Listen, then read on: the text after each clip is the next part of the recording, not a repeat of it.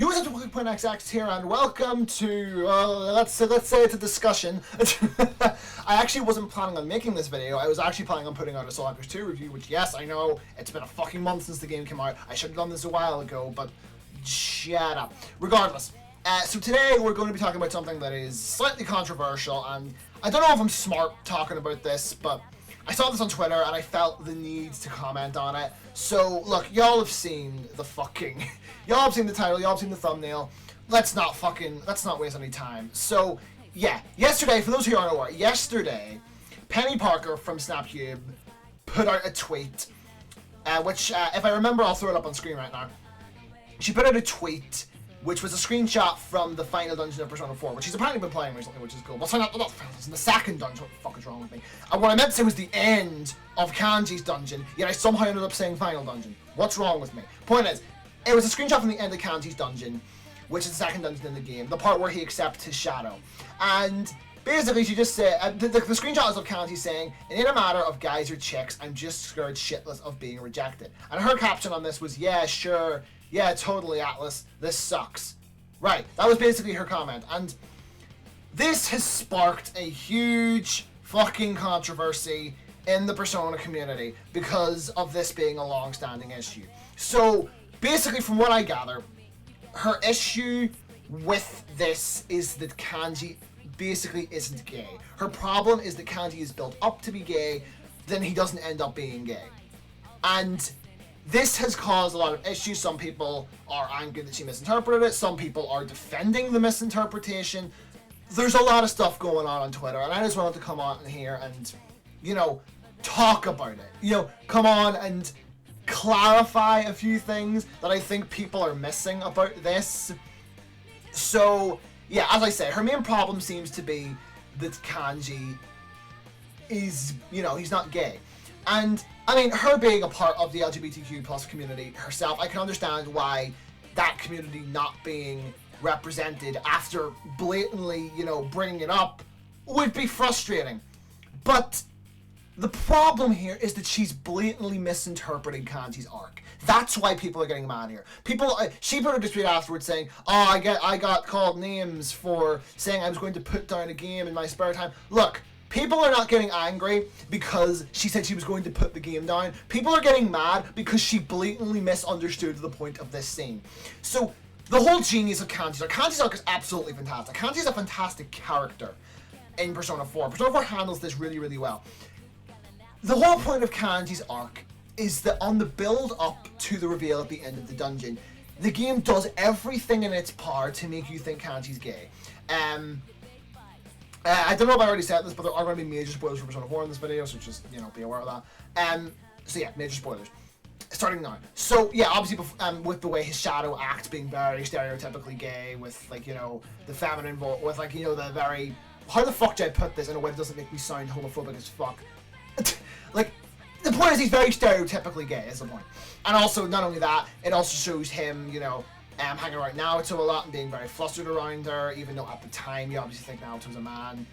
Well, I don't think anybody actually believed that, but the thing is you're supposed to think Naoto is a man at that point, even though she's clearly not. And the whole thing is it's trying to make you think he's gay. However, that's the point. You're supposed to think that. You're supposed to think that the fucking payoff is going to be Kanji is gay, and that's what he's struggling with. The game wants you to think that. That's the point. But then the game double crosses you. It completely flips your expectations on their head by revealing, no, he's not gay, he just struggles with his masculinity. The point of Kanji's arc is not sexuality, it's toxic masculinity. Senores put out a really, really good thread on this on Twitter. If anyone wants to go and, check that out. That was put really, really well, and that's why they absolutely nailed it, so, go check that out. But I'm just going to talk about it from my own perspective here. Basically, the point of Kanji's arc isn't to say...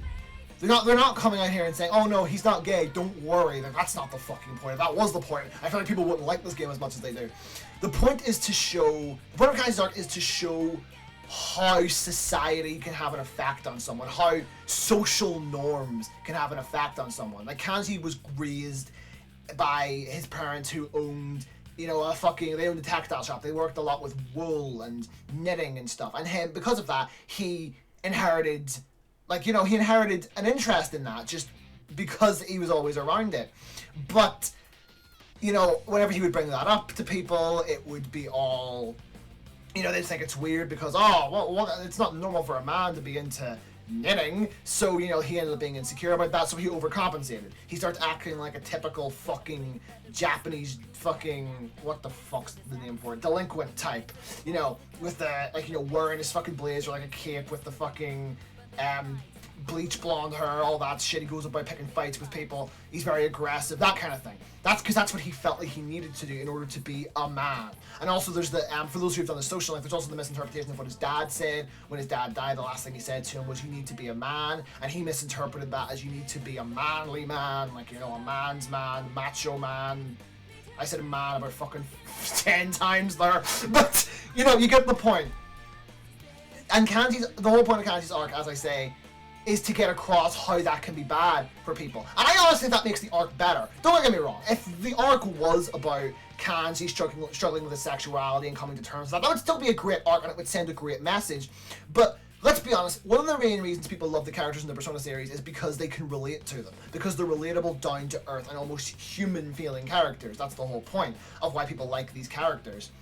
And I think in that regard, having the arc be about this helps, because, you know, people who do struggle with their sexuality can still relate to it, because, you know, that falls into social norms and all that stuff as well. But it can also relate to other people. Like, even myself, even I relate to Kanji's arc quite a bit, because when I first went into high school, I was bullied a lot because I still played video games like Sonic, Mario, Pokemon, all that kind of stuff. I was bullied relentlessly for it. Hell, there's a video from back in like 2017 or 2016 time of me talking about it, like the day it first happened. Like it was a problem I dealt with. And you know, Kanji's arc, although it's not the exact same situation, I can definitely relate to that arc a lot. And I feel like that, you know, it helps get the message across when it can be applied to a broader demographic. And that's why I think Kanji's arc is so genius. Kanji's one of my favorite characters in the entire Persona franchise. And I feel like to boil his arc down to just simply, oh, he's struggling with his sexuality, but he turns out not to be gay, you know, it's not doing the fucking character arc service, to be fucking blunt. Like, it's just, you're boiling it down to just, oh, he's struggling with his sexuality, when it's way, way more than that. But not only that, a lot of people are also saying that, oh, this is her interpretation of the story arc. But here's the thing, this story arc is not up for interpretation. I know in this modern day of gaming and media, where everything is up to interpretation, and everybody thrives off of conspiracy theories, we can fucking thank 5 Nights at Freddy's for that bullshit. But, you know, that's the thing, not all games are like that. And this is not up for interpretation. There is a direct message of Kanji's story. There is a message being conveyed there that Atlas wanted to convey. And no, the game is not homophobic. I actually think Persona 4 handles the LGBTQ community really, really well. I think it handles it better than Persona 5, that's for fucking sure. But, to be honest, I think Persona 4, out of all the Persona games, is the one that handles the LGBTQ community the best. Aside from Persona 2. Persona 2 handles it really, really well, and maybe Persona 3. Persona 3 Portable handles it pretty well with the female protagonist, and you know, the fact that Aigis' social link with the female protagonist is like one of the best representations of a homosexual relationship like ever. I think, at least in my opinion, that social link is absolutely fantastic. But regardless, Persona 4 handles it really, really well. But that's the thing. Kanji's arc being brought up also dug up some other let's say it dug up some other demons from the past, and now we gotta talk about Naoto. So obviously, if Kanji's gonna be brought up, Naoto is gonna be brought up pretty soon after, because their arcs are actually very similar. So yeah, a lot of people have been talking about Naoto's arc, and you know, talking about how that is apparently Naoto's arc is transphobic, and there aren't enough. Look, alright, I don't want to talk about this for long, because I don't feel like this is worth talking about. Naoto's arc is not transphobic. Naoto is not trans. Now, the point of Naoto's arc wasn't that she's trans. The point of Naoto's arc, it's not a commentary on transgender people and how, on their place in society. It's a commentary on how women are viewed in a lot of workplaces. Naoto's ambition since she was a child was to become a detective. But, you know, a lot of detectives, you know, they wouldn't take a woman in that role seriously. So she felt like she needed to be a man, so to speak, in order to be taken seriously in that field. And therefore she dressed like one and made everyone think that she was. It's not that she's trans. Fuck me. Yukiko literally says to her at the end of her dungeon, it's not that you wanted to be a man, it's that you wanted to be taken seriously. And Naoto blatantly fucking agrees with her. At the end of Naoto's social link, she comes to terms with the fact that she is a woman. She's not trans. I don't understand how people misinterpret this. Like, with Kanji's arc, you could at least make the argument that the game leads you on into believing, oh, Kanji's gay, and then, like, you know, it reveals later on, so there is at least a mistake that can be made there. I still don't think people should be making that mistake, but at least, you know, there's that. With Naoto, it's not even subtle. Like, I don't understand how people misunderstand this. Like, if you think that Naoto's arc is transphobic, like, there's no other way to put it. You're just a fucking idiot. Like, you're incapable of understanding subtext. Like, it's just, oh. It's not even subtext. It's fucking so. It's not even subtle. Like, I don't understand how people misinterpret that, but, you know, we're not here to talk about Naoto's arc. That's not the fucking point of this video. Like, I just wanted to get that out there because it is somewhat related. But, no, yeah, I just wanted to come on here and talk about that because, look, we don't need this debate coming back. Like, this is a debate that's been going on for years. And, you know, I could sit here and I could try and talk about Kanji's sexuality. So let's get this clear. Kanji's not gay. That's made clear because he has a huge crush on Naoto. So we know that. And you could make the argument that he's bisexual because, you know, he thought Naoto was a man and, you know, all that kind of stuff. But, you know, I'm not here to debate that. You know, that's not what this video is about. Plus, I know I would have a target on my back if I started talking about that. So, because, you know, Kanji's sexuality, whether or not he's straight or bi, like, that's obviously going to be controversial. And there is a legit discussion to be had there.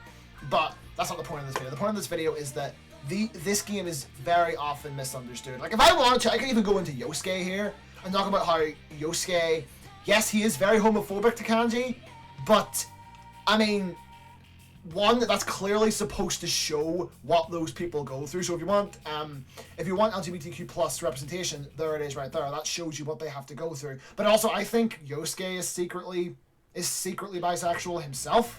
So, but that's, you know, that's neither here nor there. That's a whole other thing. Like, there are multiple people who have like covered that topic way better than I have, so I'm not gonna go into that. But regardless, I just want to come on here and make this video. So if you guys enjoyed the video, sure leave a like. Leave a comment in the comments below telling me your perspective on this. Be fucking civil. I swear to God, I am not in the mood to deal with drama in my comment section today. Jesus fucking Christ. But subscribe if you haven't already. I'll see you all next time. Peace.